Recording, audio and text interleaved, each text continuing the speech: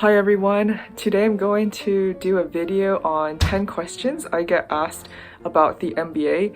I'm going to try to answer these generally, but since I did go to the Oxford MBA, my questions and answers are going to slightly lean towards that experience, but since I've got friends who did other MBAs, I'm going to borrow their feedback to answer these as generally as I can.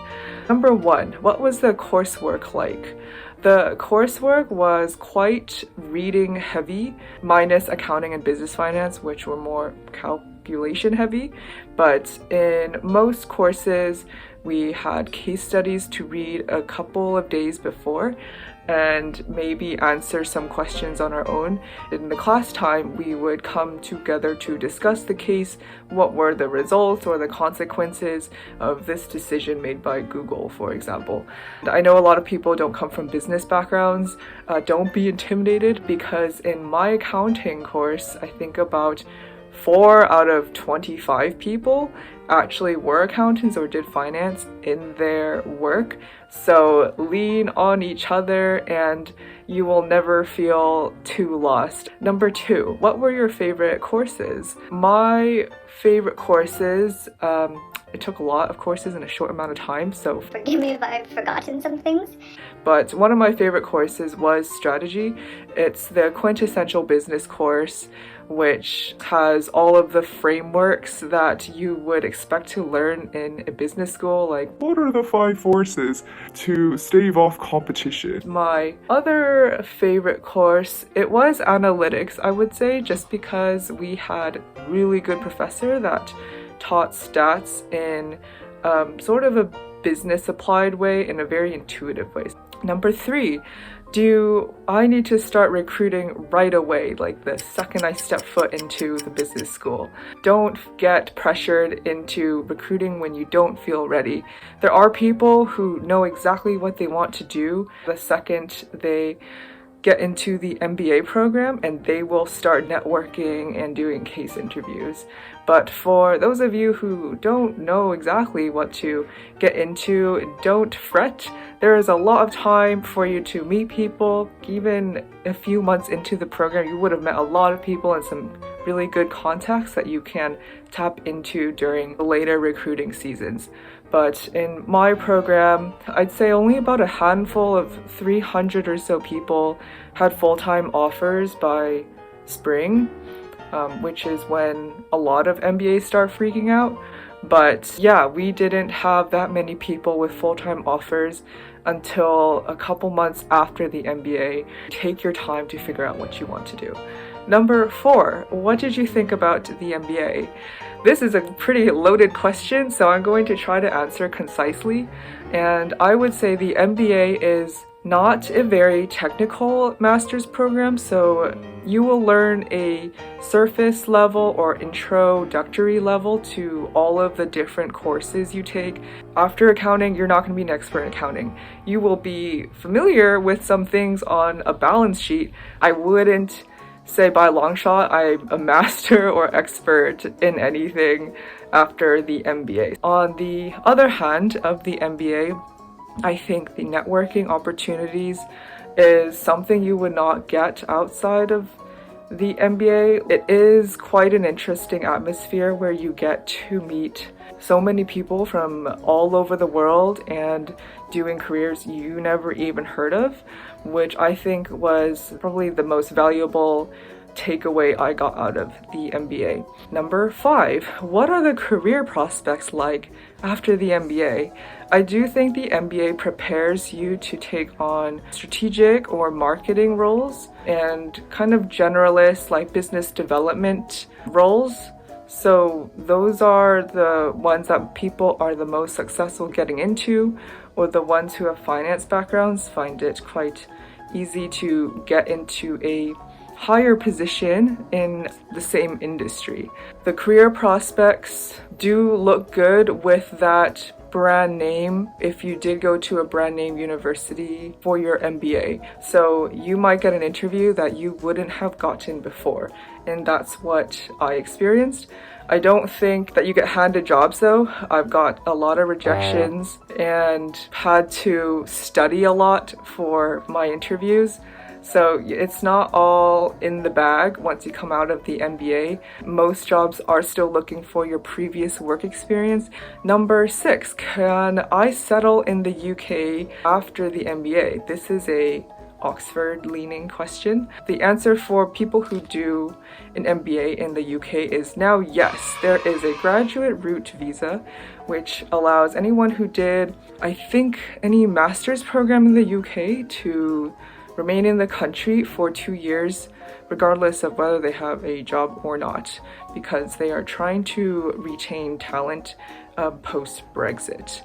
And for MBAs in the US and outside of the UK, I would say it is very likely that you will find work in the nearby city that your MBA was in. So maybe if you did it at Wharton or Yale, a lot of people do flock to New York City because that's where a lot of jobs are. Number 7, what were the career services offered by the MBA like? The career services, for us at least, was sort of hit or miss depending on the industry you're in. If you're going for the more established routes like finance or consulting or banking, they're a little more helpful and have more resources. And if you're not going into those traditional sectors, then you're sort of on your own. And in those sectors, I found it much more helpful to talk to my classmates or friends, and they were more readily or able to link me and connect me with their coworkers or ex-coworkers and talk to me about the industry. The careers team they're all doing careers. They usually have not worked too in depth in the industry that they are advising for, so they're a little limited. I'd say the consulting services was quite good at getting you connected to an expert consultant to do mock interviews and mock case interviews with you, but it was a little hit or miss for other industries like impact or tech, healthcare, etc. Number 8, how would you compare doing the MBA in the US versus the UK? So my experience compared to other people's narratives was that the Oxford MBA, and I might say the same of INSEAD and LBS and Cambridge, was that they were much more diverse. The student cohort was much more diverse than cohorts in the US. I felt like MBAs in the US peer pressured you to be sort of the stereotypical American businessman. You know what image I'm talking about. My name is Jordan Belfort. The year I turned 26, I made $49 million, which really pissed me off because it was 3 shy of $1 million a week.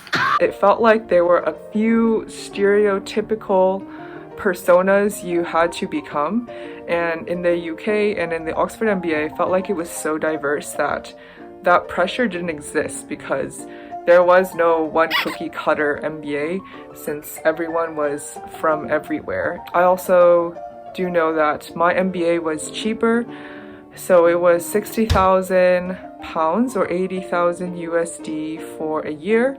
And all the MBAs in the US are 2 years, so you're paying that $80,000 twice for 2 years.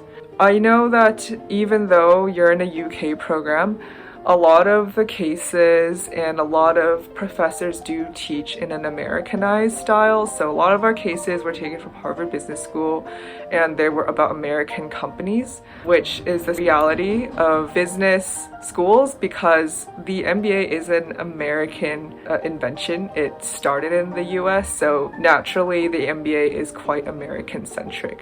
So even though international MBAs boast diversity, it's not able to always be diverse everywhere. Number 9, did the MBA make a difference in recruiting? I think, and I did mention before, that having the MBA from a name brand school does make a difference. It catches the recruiter's eye and they're more likely to pick you up for an interview. I think it did give me more confidence in talking about business, and I know there was a Wall Street Journal article that came out that said the MBAs are making a lot more this year than before. Like ever since the beginning of time, MBAs are making the most money ever.